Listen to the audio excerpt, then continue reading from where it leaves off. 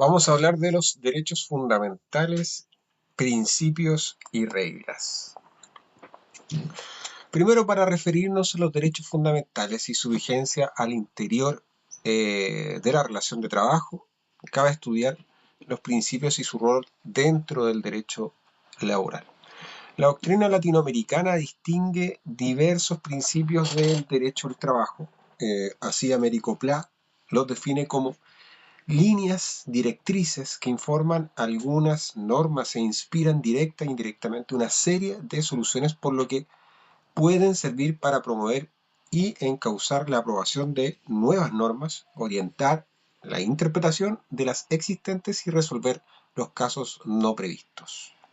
En el derecho chileno, particularmente en el derecho laboral, han sido reconocidos como primordiales los principios de protección, irrenunciabilidad, continuidad y primacía de la realidad.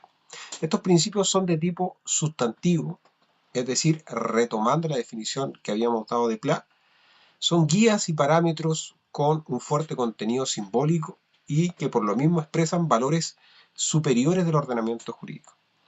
Por el alcance de este trabajo no vamos a examinar precisamente esa materia.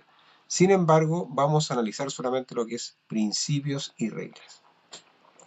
Otra acepción de la voz principios desde una perspectiva estructural y que permite distinguirlos de otras pautas de comportamiento que integran el derecho es la clásica diferenciación de Robert Alexei entre reglas y principios. Ambas son normas, pero las primeras son normas que solo pueden ser cumplidas o no.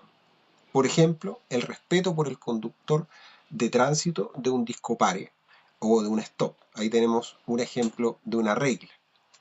A diferencia de los principios, que habíamos dicho que son mandatos de optimización caracterizados por el hecho de que pueden ser cumplidos en distinto grado, en la medida de lo posible, como el principio de no discriminación.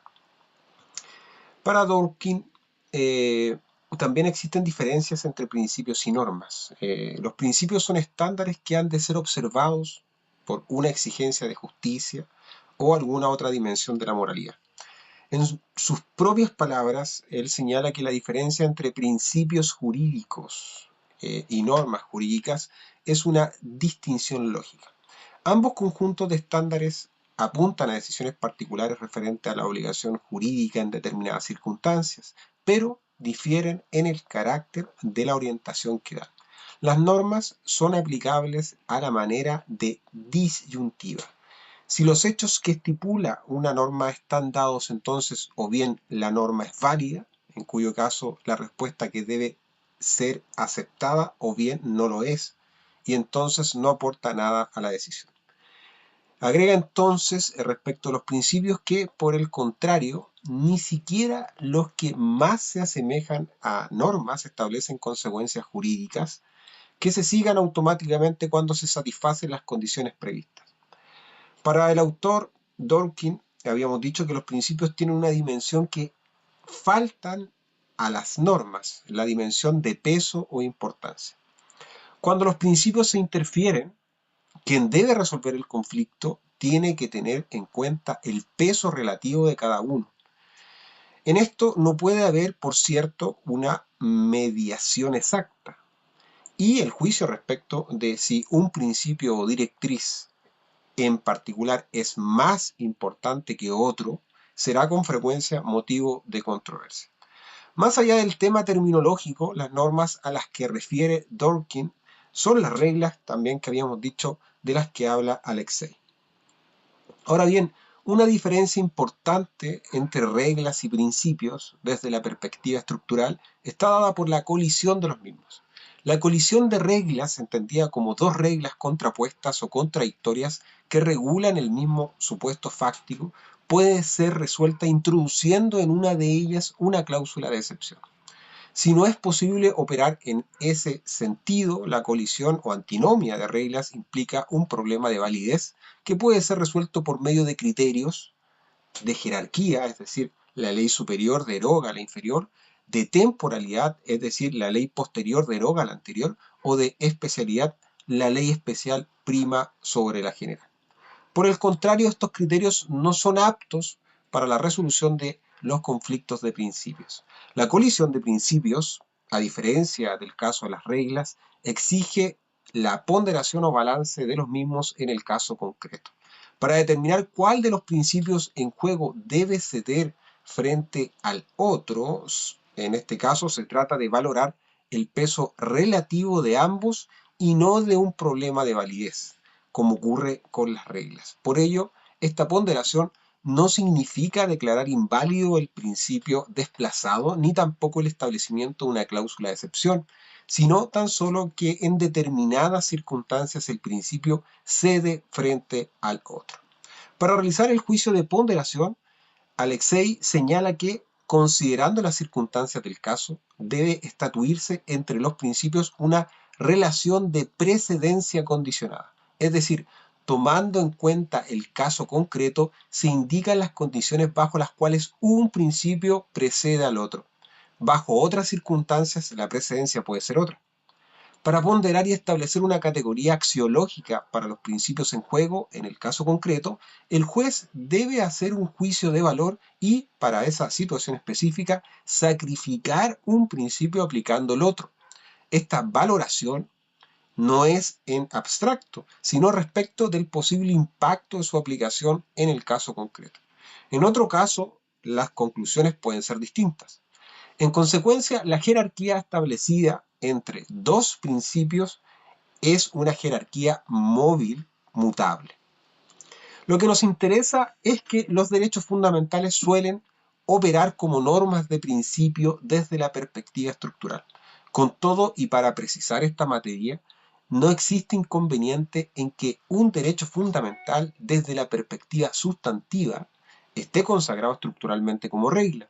Por ejemplo, en el orden internacional y constitucional, la prohibición de esclavitud, tenemos ahí que la prohibición de esclavitud es claramente un derecho fundamental y un principio sustantivo, pero es una regla desde la perspectiva estructural de Alexis.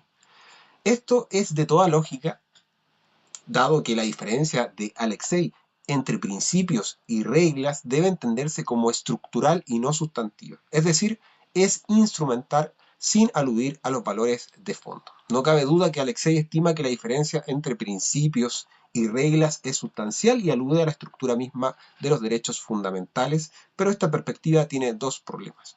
Uno, ya enunciado, es que en los textos constitucionales hay derechos fundamentales redactados como reglas en el lenguaje de Alexei.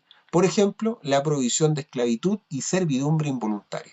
De ser consecuentes con este autor, deberíamos admitir que la prohibición de esclavitud no es un derecho fundamental. Por ello, Alexei intenta superar esta objeción reconociendo que en la Constitución alemana hay derechos fundamentales que son reglas, pero de tipo incompleto, ya que igualmente podrá haber ponderación en algunos casos.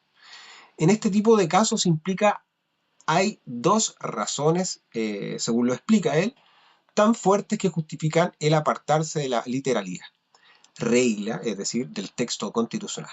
Con todo, el mismo Alexei se ve obligado a admitir que hay derechos fundamentales que son reglas y que deben ser aplicados como todo o nada, salvo estos casos excepcionales en que la regla se devela como incompleta. El segundo problema que tenemos se centra en las numerosas críticas a la distinción estructural entre principios y reglas, enfatizándose que no es absoluta y por tanto carece de rigurosidad. Hart relativiza la distinción de Dworkin entre principios y reglas, señalando que se trata de una cuestión de grado, dado que los principios en relación a las reglas son amplios, generales, inespecíficos. De esta forma, numerosas reglas diferentes pueden ser consideradas como ejemplos o instancias de un principio en particular. La incoherencia de considerar al ordenamiento jurídico como un sistema de reglas de todo o nada y de principios no concluyentes, agrega Hart, puede ser superada si se la observa como una cuestión de grados. En efecto, las reglas pueden ser muy imprecisas por la vaguedad de su formulación o por lo sorpresivo e impredecible de las situaciones a las que se aplican.